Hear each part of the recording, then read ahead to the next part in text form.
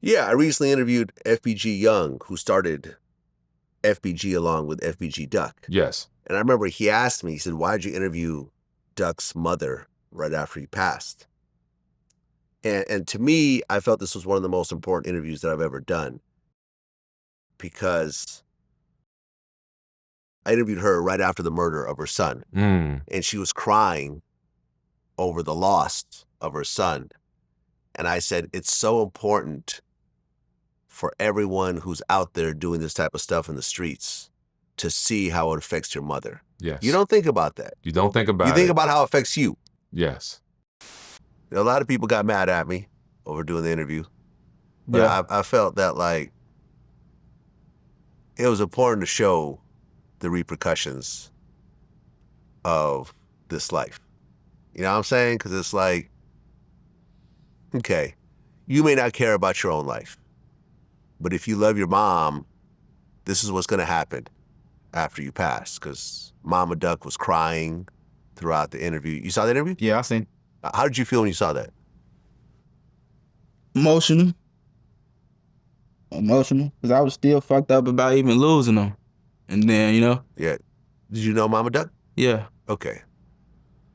So yeah, so you really got to really feel what that whole thing. I mean, were you upset that I did that interview, or did you think that it was needed to really put out there?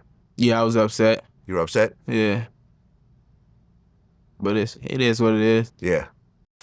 When you pass away because of decisions that you made, and I'm not saying that Duck's death was his fault, but he did certain things that I think accelerated that situation. Yes. You know what I mean? I'm just going to do it like a side note. I was thinking about this recently.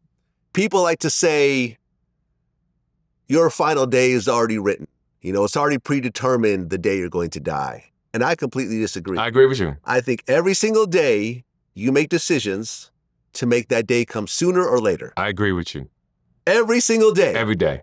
Every day, whether it's decisions about your health, about how you interact with people, about whether you choose to do things legally or illegally, drugs, whatever else.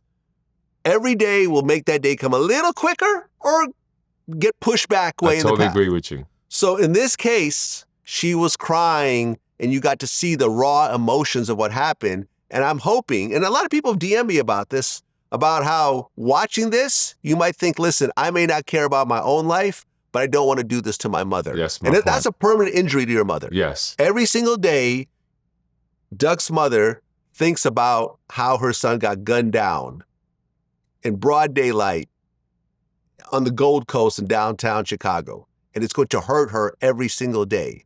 So if you care about your mother, which I think most people do, yes, it might make you think twice about the decisions that you make. And I'm really serious, gentlemen and ladies. Think about your mother and your dad. Yeah, and your dad as well. It does. Yeah. It's something, just like when your children grow up to be good. You take pride in that shit. Yeah. I know some friends, my son just got sentenced to jail.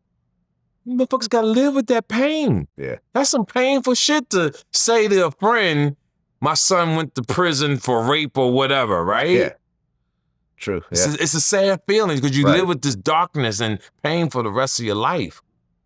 Or you deal with, like you said, your child getting murdered. That's one of my fears. Yeah, people like to say, I've heard this before,